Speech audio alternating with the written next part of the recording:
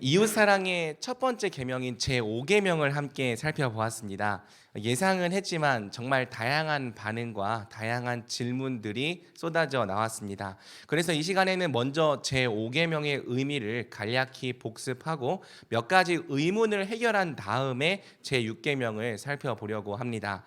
제5계명의 기본 명령은 내 부모를 공경하라이죠. 그리고 이 명령이 성경 전체에서 단지 부모에 대한 명령으로 국한되지 않고 모든 관계에 대한 명령으로 확장된다고 했습니다. 제5계명은 우리가 맺는 모든 관계가 다 하나님의 섭리 안에서 주어지는 관계임을 가르칩니다. 우리가 부모를 선택할 수 없었던 것처럼 우리의 인간 관계 중에는 우리가 원해서 만드는 관계보다 섭리에 의해 정해지는 관계가 훨씬 더 많다는 거죠. 제5계명은 그리고 우리의 관계가 모두 하나님이 주신 관계임을 믿는다면 그 안에서 마땅히 지켜야 할 의무와 질서가 있다고 가르치는 것입니다. 말씀들을 보면요, 에베소서 5장 21절 그리스도를 경외함으로 피차 복종하라. 베드로전서 2장 17절 무사람을 공경하며 형제를 사랑하며 하나님을 두려워하며 왕을 존대하라. 로마서 13장 7절 모든 자에게 줄 것을 주되 조세를 받을 자에게 조세를 바치고 관세를 받을 자에게 관세를 바치고 두려워할 자를 두려워하며 존경할 자를 존경하라. 그래서 여러분, 우리가 이 명령을 따라서 함께 한몸 된 교회 안에서는 그리스도를 경외함으로 피차 복종하기에 힘쓰는 것이고요. 세상에서는 혹 세상이 내게 먼저 의를 행하지 않을지라도 우리가 먼저 하나님을 경외함으로 관계에 합당한 의를 행하기에 힘쓰는 것이죠. 그렇게 할 때 제5계명은 우리의 관계 속에 하나님 나라의 의와 평강과 희락이 주어진다고 약속하는 겁니다. 로마서 14장 17절 하나님의 나라는 먹는 것과 마시는 것이 아니요 오직 성령 안에 있는 의와 평강과 희락이라. 하나님 나라의 복, 평강과 희락은 제5계명을 지켜 행할 때 이루어지는 의, 바른 관계 속에서 주어지는 이 복이라는 것입니다. 성경은 우리가 세상과 교회 안에서 먼저 의를 행하고 또 질서를 회복하며 화평을 이루기에 힘쓸 때 하나님의 아들이라 일컬음 받으리라 약속하는 거죠. 우리 하나님의 백성은 먼저 하나님을 경외하며 바른 질서에 복종함으로 세상에 무너졌던 관계들을 회복하고 또 화평을 이루어 나가는 하나님의 자녀들인 것입니다. 한편 제가 원수도 사랑해야 한다 말한 것 때문에 어떻게 감정적으로 싫은 사람도 사랑하란 것인지 난감해했던 지체들이 있습니다. 오해하지 말아야 할 것은 성경이 우리에게 원수를 좋아하라고 말한 것은 아니라는 점입니다. 성경은 우리에게 원수를 사랑하라 했지 좋아하라고 말한 적이 없습니다. 이는 성경이 좋아하는 것과 사랑하는 것을 다르게 사용하고 있다는 뜻이죠. 여러분, 좋아하고 안 좋아하고는 사람이 어떻게 스스로 컨트롤할 수 있는 감정이 아닙니다. 감정적으로 싫은 사람을 우리가 어떻게 좋게 느낄 수 있겠습니까? 심지어 그 사람이 내게 해를 입히고 악을 행했다면 우리가 어떻게 좋은 감정을 가질 수 있겠어요? 감정은 자연스럽게 느껴지는 것이지 우리가 우리 힘으로 어떻게 하기가 어려운 부분입니다. 싫으니까 싫게 느껴지는 거죠. 하지만 성경은 그럼에도 불구하고 싫게 느껴지기 때문에 악하게 대하는 것이 아니라 원수이라 할지라도 사랑하라 말하는 겁니다. 여기서 사랑하라는 게 좋아하라는 뜻이 아니라는 거죠. 이 성경이 말하는 사랑은 문맥에 따라 조금 다르긴 하지만 기본적으로 감정보다는 의를 행하는 것을 말하는 거예요. 성경적인 사랑은 감정이 아니라 의를 행하는 행동인 것이죠. 원수를 우리가 감정적으로 좋아하기 어렵습니다. 하지만 원수라 할지라도 줄 것은 주고 존중할 부분을 존중하라는 거예요. 도움을 구하면 도와주라는 거고요. 꾸기 원하면 꾸어주라는 것이 예수님의 명령인 거죠. 곤경에 빠졌다면 곤경에서 건져주라는 것입니다. 예수님께서 말씀하십니다. 또 눈은 눈으로 이는 이로 갚으라 하였다는 것을 너희가 들었으나 나는 너희에게 이르노니 악한 자를 대적하지 말라. 내게 구하는 자에게 주며 내게 꾸고자 하는 자에게 거절하지 말라. 내게 악을 행한 원수라고 해서 똑같이 악을 행하고 보복하는 것은 하나님께서 결코 우리에게 원하시는 바가 아닙니다. 또 내가 싫어하는 사람이라고 해서 마땅히 줘야 할 것을 주지 않고 업신여기고 그가 망하기를 기뻐하는 것도 우리 하나님 백성에게 합당한 의가 아닌 거죠.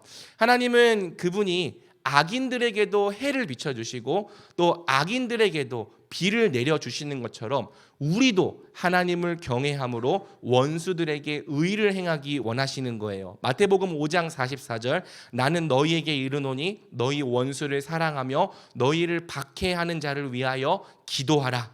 그렇게 할 때 하나님은 우리의 원수를 친히 갚아주실 뿐 아니라 우리가 하나님을 경외함으로 행했던 모든 순종에 상을 주시겠다고 약속하시는 거죠. 심지어 제자의 이름으로 냉수 한 그릇 준 것조차 결단코 상을 잃어버리지 않을 것이라 약속하시는 겁니다.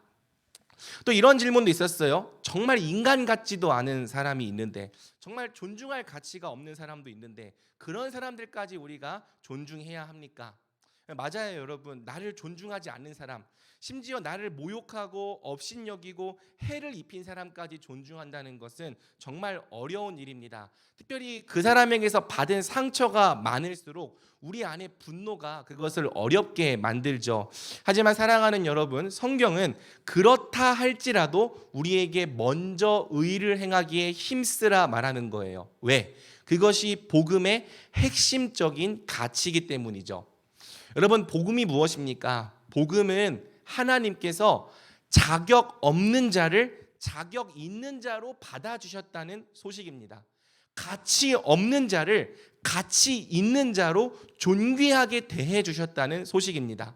우리 눈에 정말 인간 같지도 않은 사람이 있습니까? 정말 이 사람은 존중할 가치가 하나도 없다고 느껴지는 사람이 있습니까? 그런데 여러분, 사실은 우리도 하나님 앞에서 그런 존재인 거예요. 우리도 다 하나님께 그런 사람들이었습니다. 구원받을 자격이 없었고 사랑받을 가치가 전혀 없는 죄인들이었습니다. 하나님은요, 우리가 자격이 있어서 우리를 사랑하신 것이 아닙니다.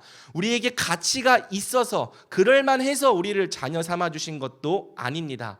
하나님은 다만 우리에게 값없이 은혜를 베풀어 주셨습니다. 우리를 위해 자기 몸을 버리신 예수 그리스도 안에서 가장 자격 없는 자를 자격 있는 자로 받아주셨고 가장 가치 없는 자를 존귀한 하나님의 자녀로 삼아주신 거죠. 성경은 우리가 이 복음을 정말 믿는다면, 우리가 진짜 자격이 없는 죄인이었는데 하나님께 은혜로 용납받은 자임을 진짜 믿는다면, 비록 어렵겠지만 힘들겠지만 우리도 하나님처럼 해야 한다고 말하는 거예요. 하나님이 먼저 자격 없는 우리를 받아주시고 사랑해 주신 것처럼 우리도 우리 이웃에게 그런 은혜를 베풀기 원하시는 거죠. 마태복음 5장 46절에서 47절입니다. 너희가 너희를 사랑하는 자를 사랑하면 무슨 상이 있으리요? 세리도 이같이 아니하느냐? 또 너희가 너희 형제에게만 무난하면 남보다 더하는 것이 무엇이냐? 이방인들도 이같이 아니하느냐? 그러니까 내 자신은 자격 없는 은혜로 사랑받기 원한다고 말하면서 타인에게는 사랑받을 자격을 요구한다면, 심지어 자격이 없다고 스스로 생각되는 사람들에게는 그 어떤 의도 행하지 않는다면 그것은 복음을 알지 못하는 자요, 모순된 태도라는 거죠. 예수님 말씀처럼 사랑받을 만한 사람을 사랑하는 것은 우리 그리스도인들 뿐 아니라 세상도 이미 다 하는 사랑입니다. 하지만 우리가 복음의 이 가치, 자격 없는 자를 자격 있는 자로 받아주신 이 가치를 따라서 우리에게 의를 행하지 않은 사람도, 우리를 어렵게 하는 사람도, 심지어 자격이 없다고 생각되는 사람들에게까지도 자격 있는 자처럼 대하기를 힘쓴다면 바로 그 모습 속에 복음의 진가가 드러나게 되는 거죠. 이처럼 우리가 복음을 정말 알고 있고 믿는다는 증거가 우리의 원수들, 자격 없는 사람들에게까지 의를 행하기에 힘쓰는 순종 속에 드러나는 겁니다. 성경은 바로 이런 의미에서 이웃 사랑이 하나님 사랑의 증거다. 너희가 이웃을 어떻게 대하는지 그 모습 속에 너희가 진짜 하나님을 사랑하는 사람인지가 드러난다 이야기하고 있는 겁니다. 여러분, 제5계명이 어렵다는 거 저도 뼈저리게 알고 있어요. 저도 지키지 못할 때가 많고 실패할 때가 많습니다. 우리가 다 그렇죠. 우리가 다 하나님의 법에 미치지 못합니다. 근처에도 못 갈 때가 태반입니다. 하지만 어렵고 힘든 계명이라고 해서 무조건 반대하고 거부하는 것은 하나님 앞에서 올바른 태도가 아닙니다. 겸손한 태도가 아닙니다. 하나님 나라는요, 하나님의 법에 순종함으로 복을 누리는 나라예요. 순종 없이 하나님의 질서를 막 어기고 거스르면서도 복을 누릴 수 있는 삶은 있을 수 없는 거죠. 저는 우리 청년부가 비록 어렵고 힘든 계명이라 할지라도 은혜를 구하며 함께 순종하기를 힘쓰는 공동체가 되기를 소망합니다. 그래야만 우리가 하나님이 원하시는 거룩과 성숙을 향해 자라갈 수 있기 때문이죠. 말씀의 훈계를 받지 않고 그저 내 본성과 내 기준으로만 살려 한다면 우리가 변화되거나 성숙하게 되기가 어려운 거예요. 왜? 여전히 내 기준과 내 생각으로만 살려 하기 때문에. 여러분, 이 율법 설교가 여러분에게 어려움이 아니라 유익이 되기를 소원합니다. 제가 항상 여러분의 유익을 생각하며 말씀을 준비하고 전하고 있습니다. 바울의 고백처럼 이 말씀들이 잠시 여러분을 근심하게 할지라도 오히려 회개와 순종에 이르게 하는 말씀, 거룩과 성숙을 더욱 사모하게 하는 말씀 되기를 주님의 이름으로 축복합니다. 이제 오늘 우리가 함께 살펴볼 계명은 제6계명인데요. 여러분 걱정하지 않으셔도 됩니다. 제가 서론의 시간을 많이 썼기 때문에 본론을 최대한 줄였습니다. 지난주보다 전체 원고는 5장 적습니다. 여러분 시간을 더 할애해서라도 제가 제5계명을 다시 다룬 이유는 제5계명이 중요하기 때문이에요. 우리가 제5계명만 마음 깊이 인정하고 동의할 수 있다면 다른 계명도 충분히 인정하고 수납할 수 있는 거죠. 반대로 제5계명의 동의가 안 된다면 이웃에게 먼저 의를 행하는 삶이 시작조차 될 수 없는 겁니다. 이런 의미에서 제5계명이 이웃사랑의 입구라는 거죠. 여러분 제5계명이 관계에 합당한 질서가 있음을 가르쳤다면 이제 제6에서 9계명은 구체적으로 우리가 관계 속에서 어떤 질서들을 지키고 세워나가야 하는지를 가르쳐 줍니다. 한번 PPT 보여주시겠습니까? 자, 우리가 제5계명 바른 관계의 질서에 대해서 배웠는데요. 이제 구체적인 질서들을 배워나가는 거죠. 제6계명은 생명에 관한 질서, 제7계명은 성과 결혼, 가정에 관한 질서, 제8계명은 재물과 직업에 관한 질서, 제9계명은 정직과 진실함에 관한 질서를 우리에게 가르쳐 주는 거예요. 그래서 우리가 이 계명들까지 다 배운다면 관계 속에서 의를 행한다는 게 무엇인가? 관계 속에서 우리가 바른 질서를 세운다는 것이 무슨 의미인지를 더욱더 명확한 명령으로 또 그림으로 이해할 수 있게 되는 거죠. 오늘은 제6계명을 살펴보는 시간입니다. 제6계명은 우리에게 무엇을 요구합니까? 우리는 제6계명을 통해 이웃을 어떻게 사랑해야 합니까? 함께 성경 본문을 통해 살펴보도록 하겠습니다. 자, 여러분 제6계명은요 짧고 명료합니다. 너무 짧았죠? 그래서 성경 봉독 시간이 굉장히 짧았는데요. 우리 다시 한번 읽어볼까요? 우리 보여주시면 외울 수 있죠, 여러분. 누구나 다 암송할 수 있는 말씀. 그 말씀 아니고요. 출애굽기 20장 13절입니다. 없나요? 네, 있네요. 자, 같이 읽어볼까요? 시작. 살인하지 말라. 우리 암송해 볼까요? 시작. 살인하지 말라. 제자훈련 암송 말씀이 늘 이 정도 길이면 좋겠죠. 자 아무튼 제6계명은 기본적으로 우리에게 살인을 금하고 생명을 존중하라 명령하는 계명입니다. 소요리 문답 제68문과 69문이 제6계명의 요구를 잘 정리해 줍니다. 한번 보여주시겠습니까? 무엇이 제6계명에서 요구됩니까? 답변해 주세요. 제6계명은 우리 자신의 생명과 다른 이들의 생명을 유지하기 위한 모든 합법적인 노력을 요구합니다. 자, 무엇이 제6계명에서 금지됩니까? 답변해 주세요. 제6계명은 거기에 이르게 하는 것은 무엇이든지 금지합니다. 자, 소요리 문답의 정리처럼 제6계명의 기본적인 금지는 우리 자신이나 이웃의 생명을 불이하게 빼앗거나 거기에 이르게 하는 것입니다. 또 제6계명의 기본적인 요구는요, 우리 자신의 생명과 다른 이들의 생명을 유지하기 위한 모든 합법적인 노력을 다하는 거죠. 소요리 문답의 정리를 보면 알 수 있지만 10계명의 모든 계명은 소극적인 요구에서 끝나지 않고 반드시 적극적인 요구까지 나아갑니다. 그러니까 살인하지 말라고 했다 해서 살인만 안 하면 끝이 아닙니다. 제6계명은 우리에게 살인하지 않을 뿐 아니라 어디까지 나아가야 하는 거죠? 이웃을 살리고 또 살게 하기 위한 모든 합법적인 노력을 다해야 한다 말하는 거예요. 또 여러분 제69문을 보면 성경이 살인이란 행위를 굉장히 폭넓은 의미로 정의한다는 사실을 알 수 있습니다. 성경은 생명을 직접 빼앗는 행위만 살인이 아니라 간접적으로 거기에 이르게 하는 것도 살인이라고 말하는 거죠. 여러분 예를 들어서 율법에는요, 이런 법이 있어요. 곡식을 다 추수하지 말고 가난한 자들을 위해 일정량을 남겨두라는 법이 있습니다. 우리가 올 겨울에 룻기 설교 들을 때 이제 룻이 곡식을 주었잖아요. 바로 그 법이죠.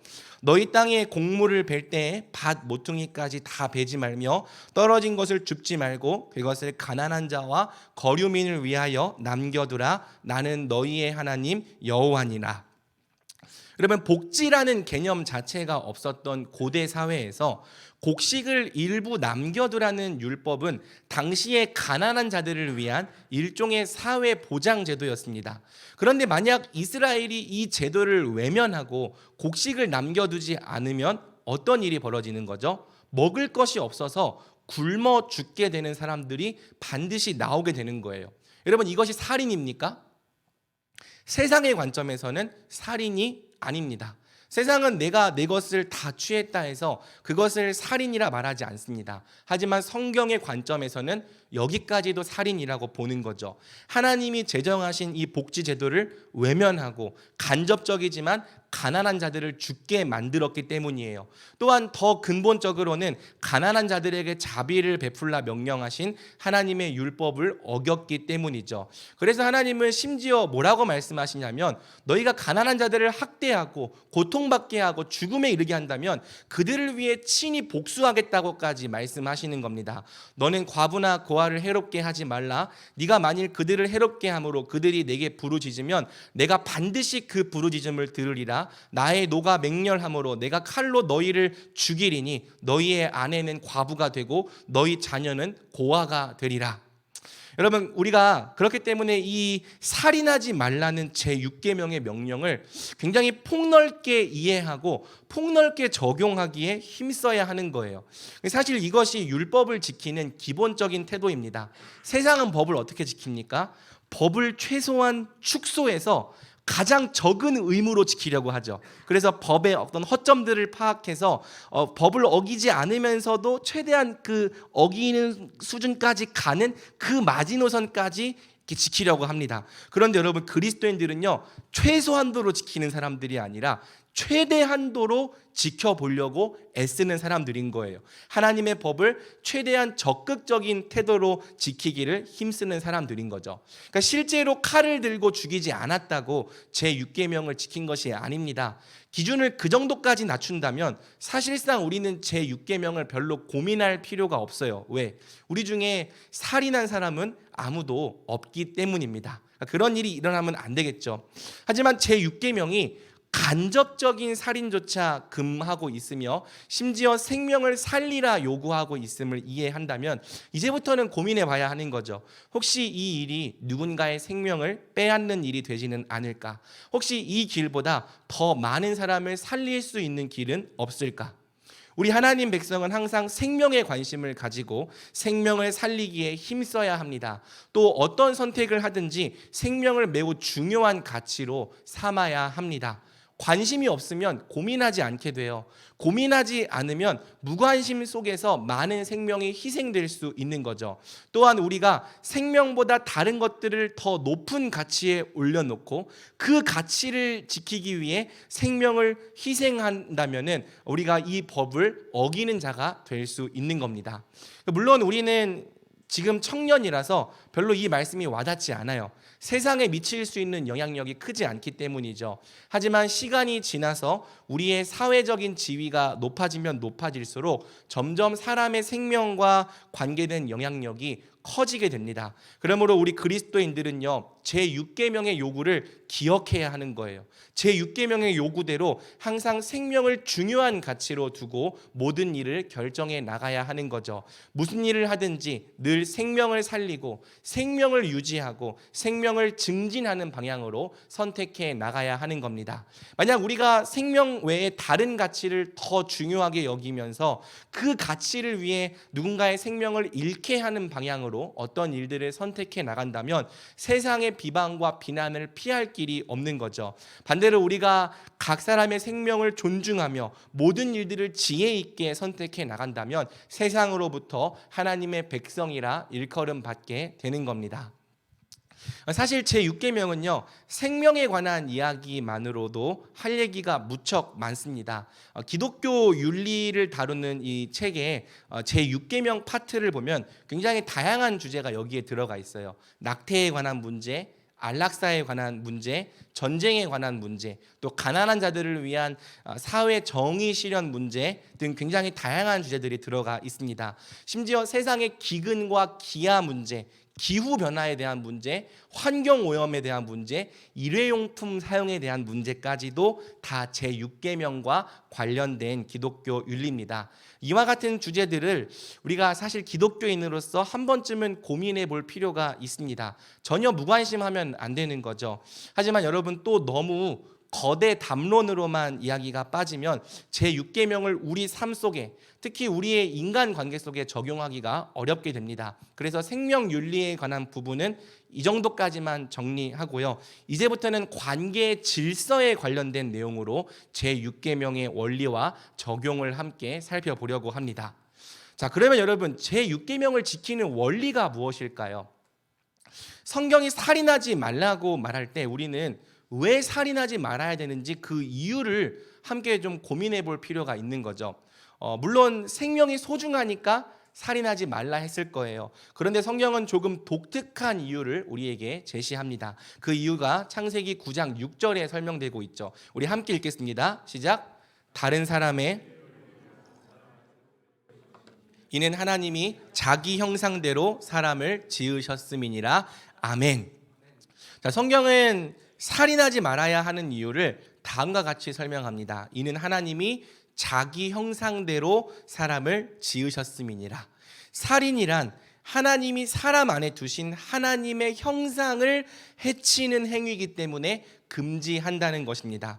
여기서 하나님의 형상이란 본래 하나님이 사람을 만드실 때 사람에게 부여하셨던 모든 것을 의미합니다. 생명도 포함되는 거고요. 본래 사람에게 주셨던 영광과 지위, 인격과 권위, 가치와 존엄, 모든 것이 이 하나님의 형상 속에 다 들어있는 거죠. 사람은 본래 하나님의 형상으로 지음받아서 하나님의 형상대로 하나님의 형상답게 살아야 했습니다. 하나님이 주신 영광과 지위, 인격과 권위, 가치와 존엄, 모든 것에 합당하게 살아야 했습니다. 하지만 아담의 범죄와 타락으로 인해 이제 우리는 하나님의 형상 안에 있던 많은 것들을 상실하게 되었어요. 그래서 더 이상 하나님의 형상답게 온전하게 사는 것이 불가능해졌죠. 많이 불가능해졌어요. 하지만 성경은 사람이 아무리 타락하고 망가진 존재가 되었을지라도 여전히 하나님의 형상이라고 말하는 거예요. 여전히 우리 모두가 다 하나님의 영광을 드러내는 존재이고요. 또한 하나님께서 존귀와 또 가치와 존엄을 부여하신 고귀한 존재라는 것입니다. 그래서 말씀하시는 거죠. 모든 사람이 다 여전히 하나님 형상이다. 그러므로 하나님 형상을 함부로 해치고 파괴하는 자를 내가 결코 용서하지 않겠다. 자, 그러므로 우리는 이 말씀을 따라서 살인의 본질을 다시 정의해 볼 필요가 있습니다. 여러분, 살인이 무엇입니까? 살인은 하나님의 형상을 해치고 훼손하는 모든 행위입니다. 하나님께서 본래 사람에게 주셨던 영광과 지위, 인격과 권위, 가치와 존엄을 어떤 식으로든지 해치고 파괴하는 모든 행위가 다 살인인 거죠. 그러니까 세상은 생명을 해치는 행위만을 살인이라고 말하지만 성경은 더 나아가 하나님의 형상을 망가뜨리고 훼손하는 모든 행위를 다 살인이라고 말하는 거예요. 왜? 성경이 사람의 본질을 육체의 생명이 아니라 하나님의 형상에 두기 때문입니다. 그래서 생명을 해하지 않았을지라도 하나님의 형상을 모독하고 해치는 행위를 한다면 그것 또한 살인이라고 선언하는 거죠. 여러분, 이와 같은 원리를 이해한다면 이제 예수님의 말씀도 이해할 수 있습니다. 한번 같이 읽어볼까요? 시작. 옛사람에게 말한 바 너희가 들었으나 나는 너희에게 이르노니 형제에게 노하는 자마다 심판을 받게 되고 형제를 대하여 라가라 하는 자는 공회에 잡혀가게 되고 미련한 놈이라 하는 자는 지옥불에 들어가게 되리라. 아멘. 여러분, 이 말씀이 산상수훈에서 예수님이 친히 제6계명을 해설해 주신 부분입니다. 예수님께서 말씀하세요. 형제에게 노를 바라는 자마다, 또 라가라 말하는 자마다, 미련한 놈이라 모욕하는 자마다 이 심판을 받게 되고 공회에 잡혀가게 되고 지옥불에 들어간다는 거죠. 그러면 왜요? 왜 형제에게 노를 바라고 라가 멍청한 놈이라고 욕설을 내뱉고 미련한 놈이라 모욕하는 자가 심판을 받게 됩니까? 바로 그가 다름 아닌 하나님의 형상을 모독하고 파괴하고 해를 입혔기 때문입니다. 사람의 본질이 하나님의 형상에 있기 때문에 하나님의 형상을 해치는 자는 비유적인 의미가 아니라 실제적인 의미에서 살인한 자가 된다는 거죠. 실제로 사람은요, 하나님의 형상이 심각하게 훼손당하고 또 모독을 받을 때 죽고 싶다는 충동을 느낍니다. 사람으로서 마땅히 존중받아야 될 영광과 지위, 존엄과 가치를 파괴당할 때 더 이상 살고 싶다는 생각이 들지 않는 거죠. 그래서 꼭 생명을 건들지 않았어도 하나님의 형상을 심각하게 훼손당한 경우에 스스로 목숨을 끊게 되는 안타까운 일도 일어나는 거예요. 하나님의 형상을 훼손당한 사람은 진짜로 살인을 당한 거죠. 그래서 성경은 생명뿐 아니라 하나님의 형상을 해치고 파괴한 자에게도 똑같이 살인에 해당하는 형벌을 하나님이 내리신다고 선언하는 겁니다. 이처럼 살인의 본질이 하나님의 형상을 해치는 것에 있다는 이해를 갖는다면 이제 제6계명이 우리의 관계 속에서 굉장히 중요하고 실제적인 계명이 되는 거죠. 자, 그렇다면 과연 어떤 일들이 이웃 안에 있는 하나님의 형상을 해치는 죄가 될 수 있을까요? 굉장히 다양한 경우가 있겠지만 제가 공동체 안에서 가장 실제적인 3가지를 좀 정리해 봤습니다. 첫 번째는 예수님 말씀처럼 언어예요. 말을 통해서 하나님의 형상을 파괴하는 일이죠. 말이야말로 사람을 죽이는 가장 간단하면서도 강력한 도구가 되는 겁니다. 야고보서 3장 8절에서 10절입니다. 혀는 능히 길들일 사람이 없나니 쉬지 아니하는 악이요 죽이는 독이 가득한 것이라. 이것으로 우리가 주 아버지를 찬송하고 또 이것으로 하나님의 형상대로 지음을 받은 사람을 저주하나니 한 입에서 찬송과 저주가 나오는도다. 내 형제들아, 이것이 마땅하지 아니하니라. 이 말씀처럼 우리의 혀가 자칫 죽이는 독으로 가득해지기 쉽습니다. 하나님의 형상을 가장 효과적으로 저주하고 파괴하는 수단이 될 수 있습니다. 우리나라 옛 속담처럼요, 우리가 정말 이 새치혀로 얼마든지 사람을 죽일 수 있는 거죠. 여러분, 실제로 우리가 아무리 주의하고 또 주의해도 말로써 사람들에게 상처를 주는 경우가 굉장히 많습니다. 그래서 야고보서는 또 말해요. 3장 2절, 우리가 다 실수가 많으니 만일 말에 실수가 없는 자라면 곧 온전한 사람이라 능히 온 몸도 굴레 씌우리라. 그러니까 만약 말에 실수가 없는 자라면 그 사람은 온전한 사람이다, 이렇게 말할 수 있을 만큼 말에 실수가 없기란 정말 어렵고 힘든 일인 거죠. 그러니까 우리가 아무리 주의하고 또 주의해도 말에 실수가 있을 수밖에 없는 거예요. 그런데 여러분, 만약 우리가 우리 입에 재갈을 물리지 않고 우리 입을 제어하지 않고 아무 말이나 막 한다면 어떤 일이 벌어지겠습니까? 그야말로 우리 혀로 모든 것을 다 태워 죽인다고 성경은 말하는 겁니다. 3장 6절 혀는 곧 불이요 불의의 세계라. 혀는 우리 지체 중에서 온몸을 더럽히고 삶의 수레바퀴를 불사르나니 그 사르는 것이 지옥불에서 나느니라. 실제로 자기 입에 재갈을 물리지 않는 사람들이 교회 안에서 정말 많은 사람들을 죽입니다. 함부로 모욕하고 함부로 비난하며 함부로 정죄합니다. 그래서 그 사람이 지나가는 곳마다 피해자의 행렬이 계속해서 줄을 잇습니다. 교회 안에서 이 정도라면 세상에서는 말할 것도 없겠죠. 하지만 사랑하는 여러분, 우리 그리스도인들에게 모욕은 철저히 금지된 일입니다. 성경은 모욕하는 죄를 심지어 하나님 나라에 들어갈 수 없는 죄로 명시합니다. 고린도전서 6장 10절 도적이나 탐욕을 부리는 자나 술 취하는 자나 모욕하는 자나 속여 빼앗는 자들은 하나님 나라를 유업으로 받지 못하리라. 이 죄에서 돌이키지 않는다면, 이 죄를 회개하지 않고 이 죄와 싸우지 않는 그 사람은 하나님 나라에 들어갈 수 없는 자다라고까지 말하는 거예요. 여러분, 심지어 예수님은요, 아주 정당한 비판도 먼저 내 자신을 살피고 내 눈에 들보를 빼기 전까지는 함부로 하지 말라고 말씀하셨습니다. 마태복음 7장 4절에서 5절 같이 읽어볼까요? 시작. 보라, 내 눈 속에 들보가 있는데 어찌하여 형제에게 말하기를 나로 내 눈 속에 있는 티를 빼게 하라 하겠느냐. 외식하는 자여, 먼저 내 눈 속에서 들보를 빼어라. 그 후에야 밝히 보고 형제의 눈 속에서 티를 빼리라. 아멘. 그러니까 여러분, 이 말씀이 비판을 아예 하지 말라는 말씀이 아니에요.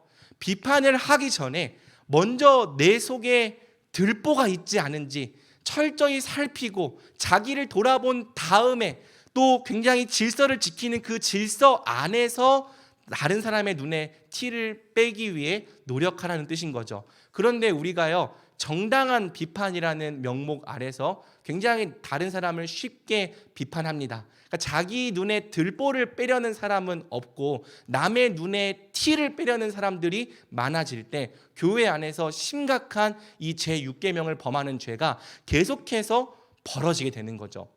그러면 우리가 예수님께서 정당한 비판도 정말 잘 생각해보고 주의하면서 하라고 말씀하셨는데 어찌 함부로 모욕하고 비난함으로 형제를 죽일 수 있겠습니까? 그런 죄 짓는 것을 어떻게 가볍게 여기고 대수롭지 않게 여길 수 있어요? 당사자 앞이든 당사자 앞이 아니든 함부로 형제를 정죄하고 또 정당한 비판이라는 명목 아래에서 비난하기를 즐기고 모욕하고 업신여기는 죄를 하나님께서 과연 죄 없다 하시겠습니까? 하나님이 우리의 중심을 보고 판단하시지 않겠습니까? 예수님 말씀처럼 형제를 향해 라가 멍청한 놈이라 말하고 미련한 놈이라고 모욕하는 자마다 심판을 받게 하시고 지옥불에 던지시지 않겠습니까? 여러분, 우리가 우리 말과 혀에만 더욱 주의했더라도 굉장히 많은 사람들을 살렸을 것입니다. 하지만 실제로 우리가 말과 혀에 거의 주의하지 않기 때문에 의식적이든 무의식적이든 굉장히 많은 사람을 죽게 만드는 거죠.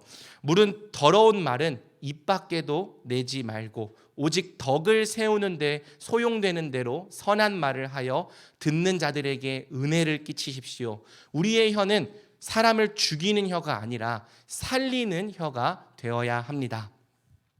자, 여러분, 두 번째 살인은요, 심리적 살인이에요. 누군가를 마음속에서 미워하고 증오하고 죽이는 살인이죠.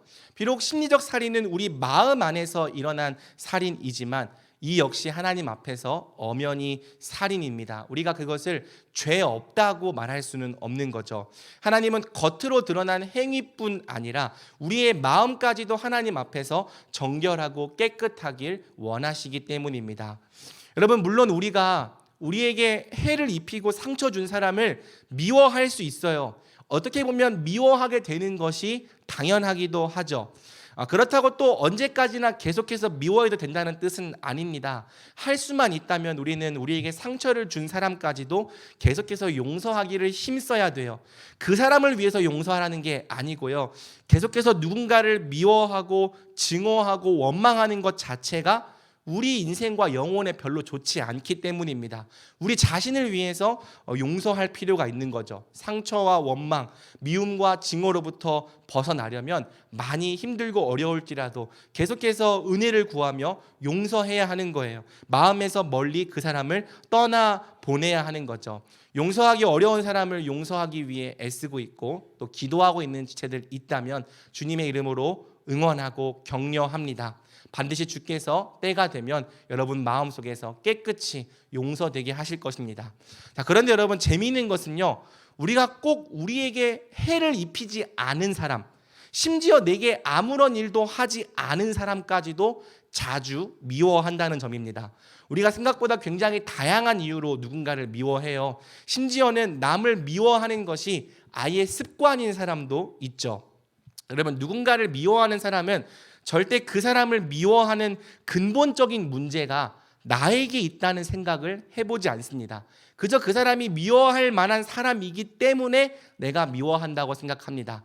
그 사람에게 미워할 만한 정당한 이유가 있기 때문에 내가 미워한다고 생각합니다. 심지어 우리는 누군가를 미워할 때 내가 미워하는 사람에게 온갖 종류의 프레임을 걸어가면서 그 사람을 미워하는 내 자신을 정당한 사람으로 합리화시키기까지 합니다. 쟤는 진짜 교만해. 쟤는 어떤 말도 듣지 않는 애야.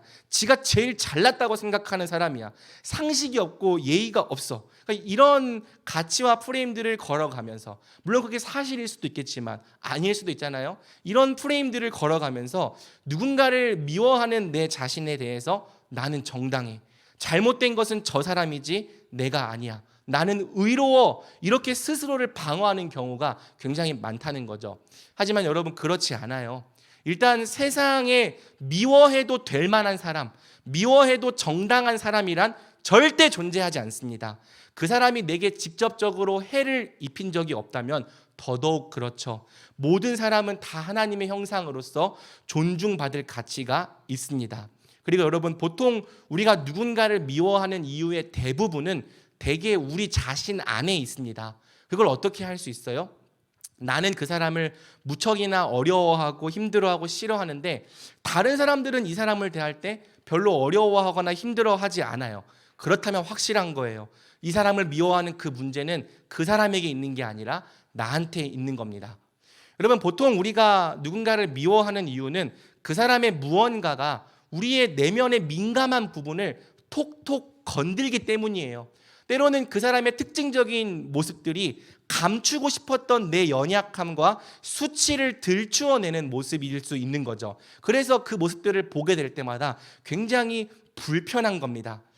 제가 제 아들을 볼 때 사실 이런 감정을 많이 느껴요. 그러니까 아들이 좋은 것만 닮았으면 좋겠는데 때로는 저의 약점, 저의 부끄러운 모습, 저의 이 수치스러운 모습까지도 그대로 갖고 있는 모습을 볼 때 굉장히 불편하고요. 미워하지까지는 않지만 화가 나는 경우가 많아요. 그러니까 그 문제가 사실은 저한테 있는 거죠. 또 여러분, 때로는 그 사람의 어떤 특징적인 모습들이 내 내면에 있는 이 상처들을 들추어내며 찌르기도 해요. 그래서 그 사람의 그 모습들을 볼 때 화가 나는 겁니다. 여러분, 때로는 우리가요, 어떤 사람을 순전히 질투하고 시기하는 마음에서, 열등감에서 미워하기도 합니다. 그러면서도 우리가요, 지금 내가 질투 때문에 이런다는 것을 스스로 알아차리지 못해요. 인정하기도 싫어하는 거죠.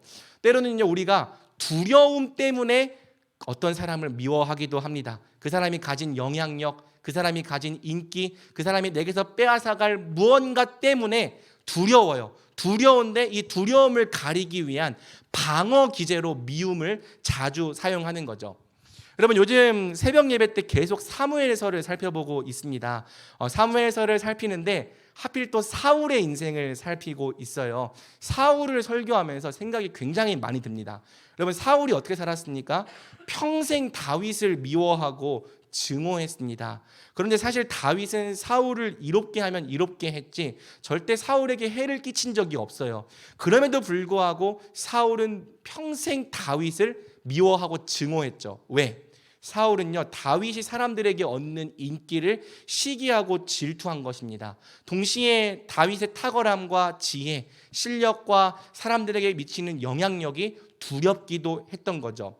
그러니까 사울이 다윗을 미워했던 이유가 다윗보다도 사울 안에 훨씬 더 많았던 거예요. 하지만 사울은 자기가 미워하는 그 동기를 스스로 자기 안에서 살피려 하기보다는 늘 다윗에게서 내가 미워할 만한 정당한 이유를 찾으려 했던 거죠. 다윗을 향해 사망의 자식이다, 죽일 놈이다 라고 말하면서 다윗이 잘못했다라고 늘 생각을 했던 겁니다.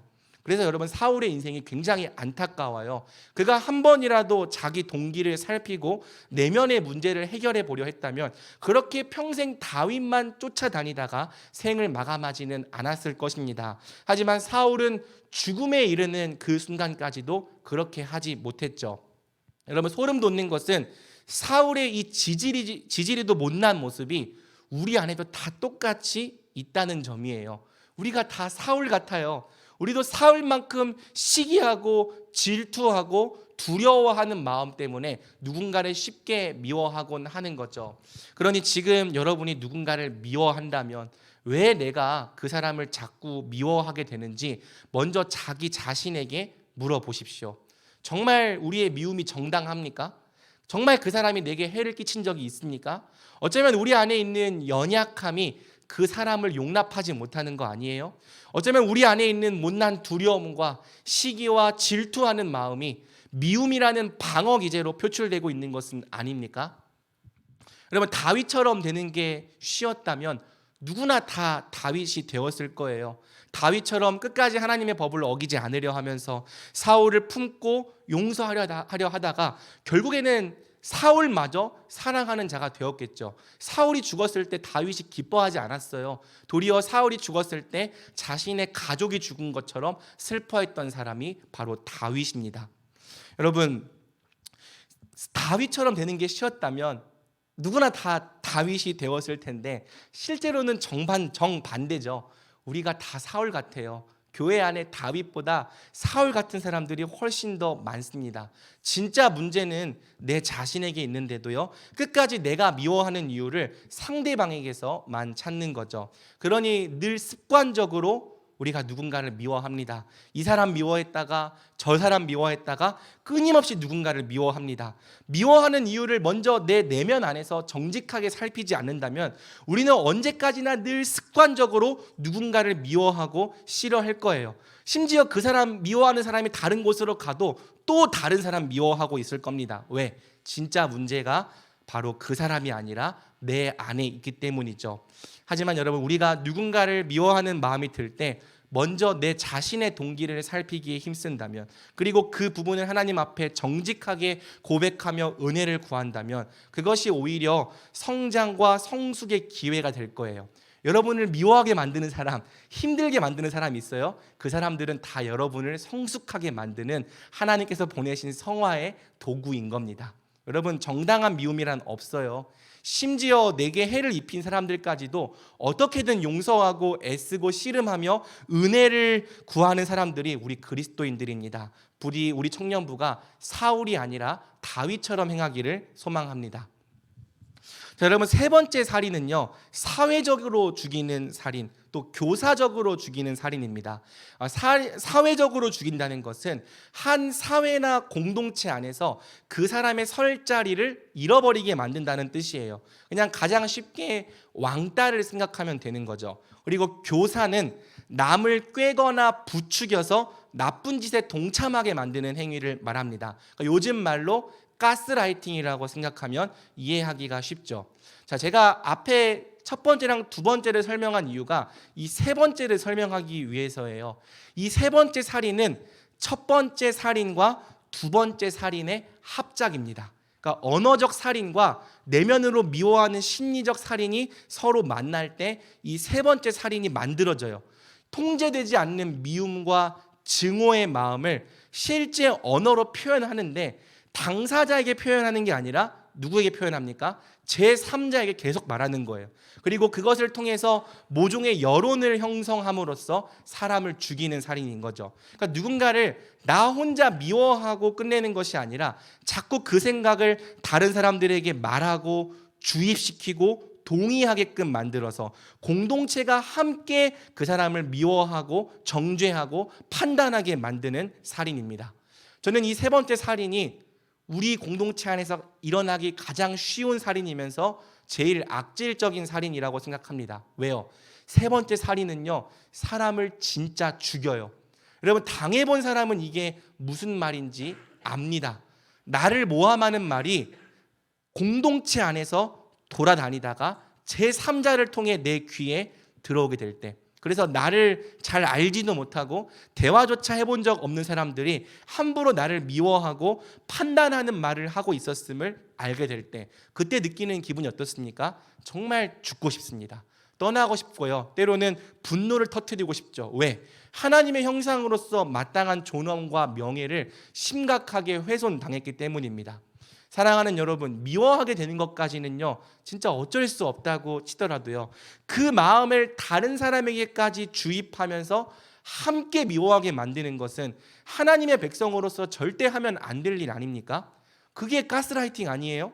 왜 자꾸 여러분의 미움에 다른 사람들을 끌어들입니까? 결국에는 나를 보호하고 나를 정당화하기 위해서 모두가 함께 그 사람을 미워하고 정죄하는 여론을 형성하려 하는 거 아닙니까? 하나님께서 그런 죄를 과연 가볍게 여기시겠습니까?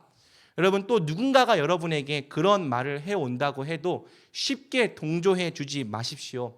물론 자꾸 미워하게 되는 마음을 우리가 이해해 줄 수 있습니다. 공감해 줄 수 있어요. 쉽지 않았던 마음을 위로해 주고 격려해 줄 수 있어요. 쉽지 않았겠구나, 그런 마음이 들었겠구나. 하지만 그래도 결국에 마지막에는 다시 사랑해보자, 다시 용납해보자, 그래도 함께 은혜를 구하며 우리가 의를 행해보자, 이렇게 말해주며 끝내야 되는 거 아닙니까? 그것이 우리 하나님 백성에게 마땅한 태도 아니에요? 그런데 여러분, 우리가 생각 이상으로 남 미워하는 것을 되게 좋아하고 즐거워해요. 그래서 나도 속으로 좀 미워하고 있었는데 누군가가 먼저 이런 말을 해오면서 함께 미워하자는 동조를 요청해 오면은 그 말이 그렇게 반갑고 기쁠 수가 없는 거죠. 그러면 어떻게 됩니까? 그때부터 그야말로 형제를 모욕하고 죽이는 신나는 살인 파티가 시작되는 겁니다. 우리가 하나님을 찬송하는 바로 이 한 입으로 형제를 저주하고 정죄하고 죽이는 일이 벌어집니다. 교회는요, 다 이런 식으로 깨지는 거예요. 나는 바울에게 속했다, 나는 아볼로에게 속했다, 나는 게바에게 속했다. 서로 마음이 맞는 사람들끼리 파가 나뉘어서 서로를 뒤에서 모함하고 정죄하며 비난하는 여론을 만들어 감으로써 교회가 분열되고 망가지는 거죠. 여러분, 우리 모두가 제6계명을 함께 기억하고 지키고자 애쓰지 않는다면 교회는 절대 바른 관계 위에 설 수가 없습니다. 서로 죽이고 미워하고 살인하는 죄를 계속해서 우리 안에 허용한다면 우리는 절대 하나님 나라의 의와 평강과 희락을 누릴 수 없습니다. 도리어 서로 물고 먹으며 죽이는 공동체는 피차 멸망할 거라는 것이 성경의 경고입니다. 갈라디아서 5장 13절에서 15절 우리 같이 읽어보겠습니다. 시작. 형제들아, 너희가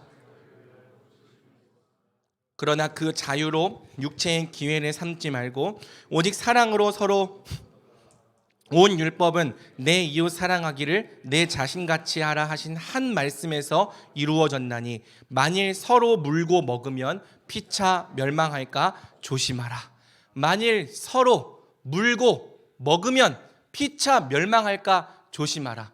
제6계명을 지키지 않는 공동체, 서로 피차 물고 먹으며 죽이는 공동체는 함께 멸망하게 되는 겁니다. 그 사람만 죽고 나만 사는 일은 벌어지지 않아요.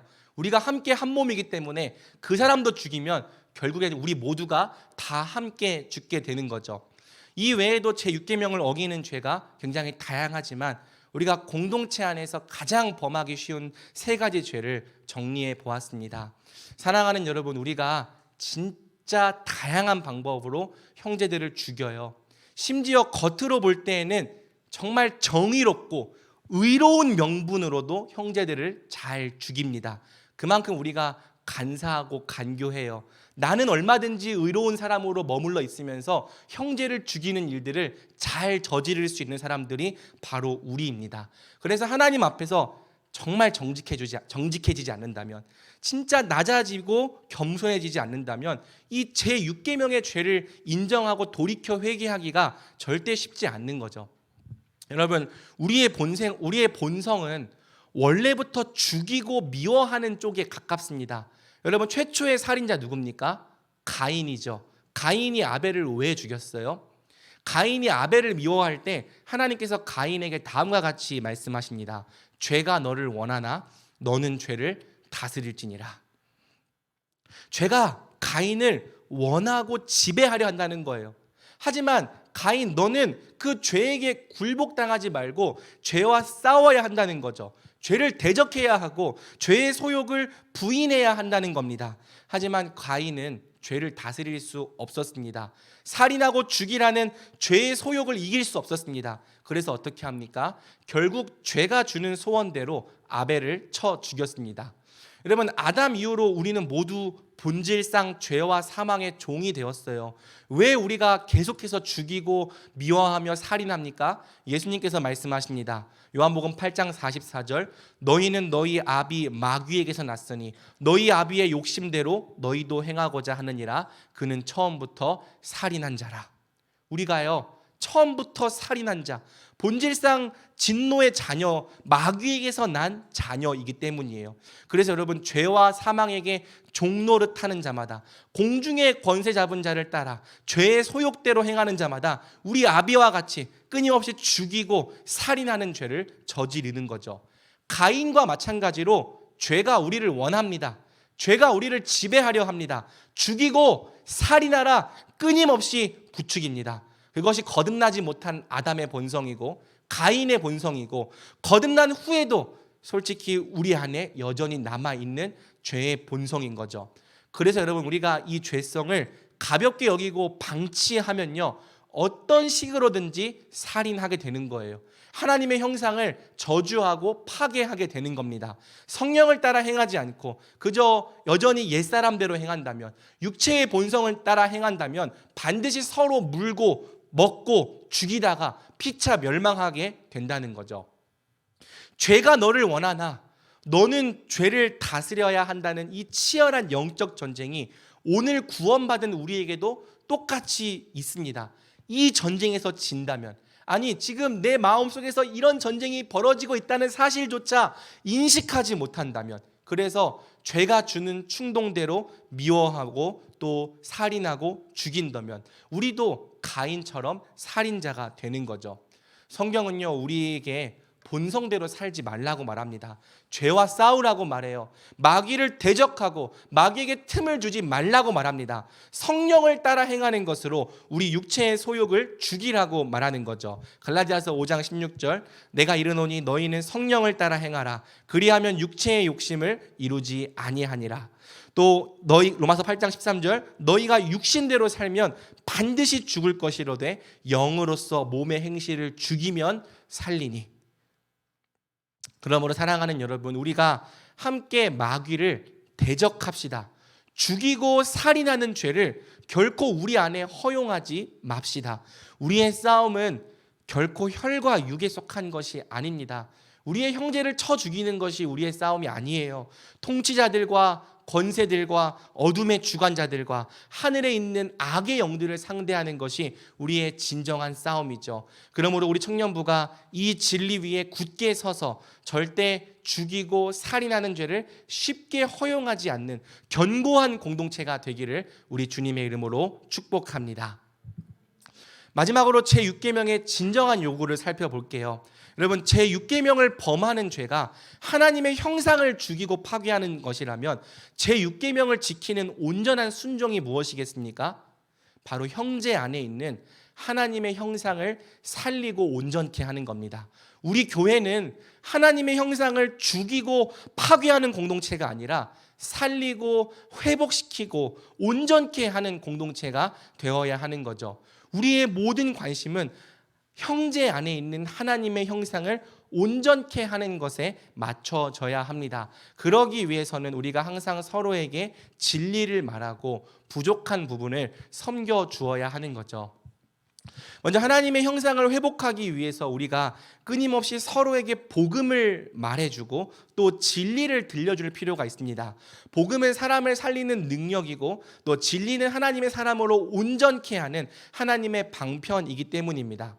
여기서 우리가 서로에게 진리와 복음을 말하라는 것은 객관적인 내용을 말하라는 뜻도 있지만 객관적인 내용만 말하라는 게 아니에요. 서로에게 교재 펴놓고 자 제1강 사람의 타락 이런 교리를 가르치라는 게 아니고 지금 이 복음과 진리가 당신에게 어떤 의미가 있는지를 계속 말해주라는 겁니다. 네가 하나님 안에서 얼마나 존귀한 사랑을 받은 사람인지 말해주라는 거예요.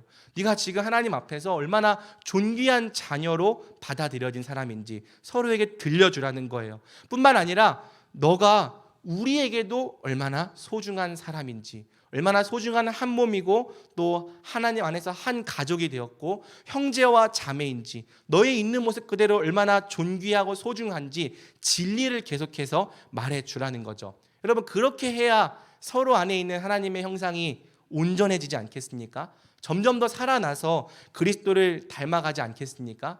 우리가 세상에서 계속 너는 아무것도 아니야, 너는 무능력해, 그런 말을 듣고 사는데 교회에 와서도 그런 말을 들으면 도대체 어디서 우리가 하나님의 형상으로 온전케 될 수 있습니까? 교회는 다른 말을 들려줘야죠. 너가 정말 사랑받는 사람이고 하나님이 너와 함께 계시고 하나님이 너에게 얼마나 큰 은혜를 베풀어 계시는지, 너를 포기하지 않는 하나님의 사랑이 너를 얼마나 온전케 할지 진리를 서로 말해주며 위로하고 격려하고 세워줘야죠. 성경은 오직 사랑 안에서 서로 진리를 말하고 행하는 것이 각 사람을 살리고 회복시키는 하나님의 방법이라고 말하는 겁니다. 에베소서 4장 15절, 오직 사랑 안에서 참된 것을 하여, 여기서 참된 것을 하라는 게 원어로는 참된 말을 하라는 거예요. 사랑 안에서 참된 말을 함으로 범사에 그에게까지 자랄지니라. 그는 머리니 곧 그리스도라. 서로를 죽이는 말이 아니라 살리는 말을 하는 공동체가 될 때 우리가 서로를 하나님의 형상으로 온전케 할 수 있는 거죠.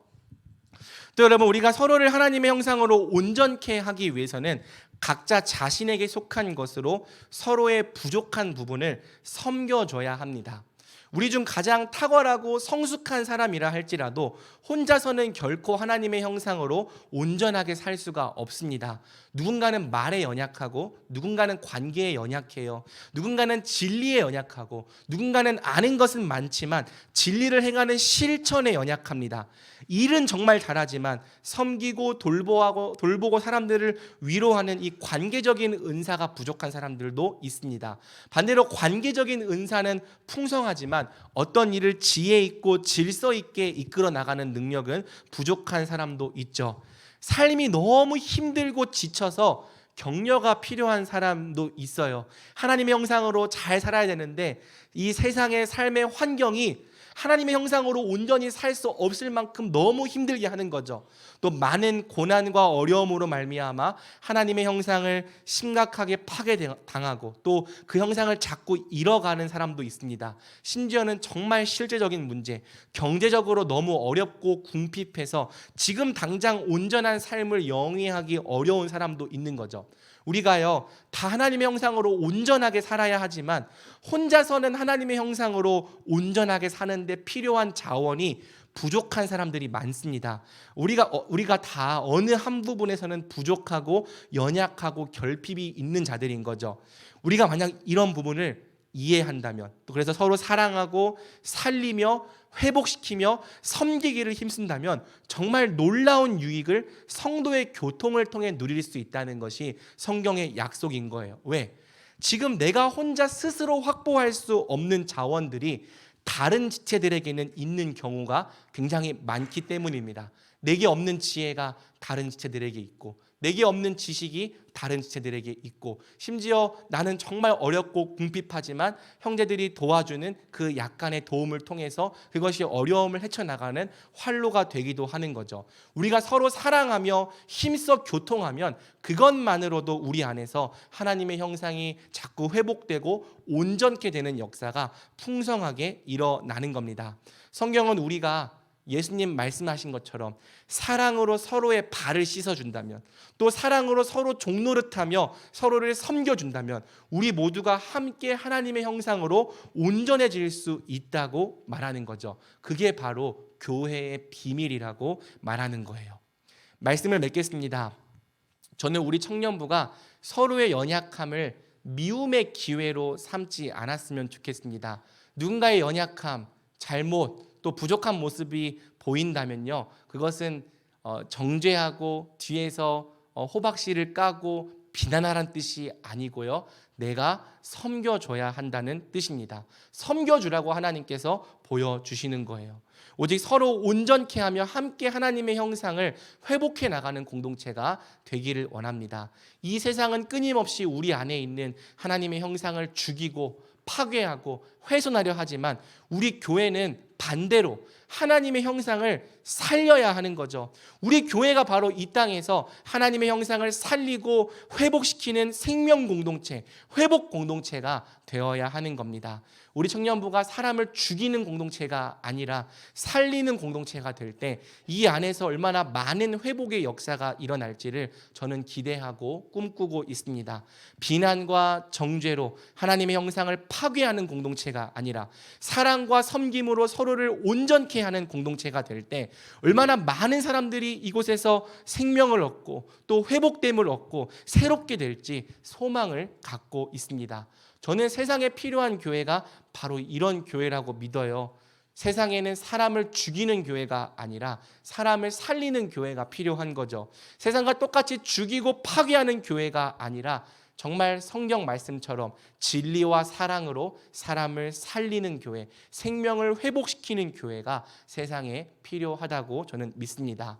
우리가 제6계명에 힘써 순종할 때 하나님은 우리 공동체를 살리는 공동체, 온전케 하는 회복 공동체가 되게 하실 것입니다. 그러므로 우리 청년부가 오직 제6계명에 힘써 순종함으로 사람들을 살리고 온전케 하는 생명의 공동체가 되기를 우리 주님의 이름으로 축복합니다. 아멘.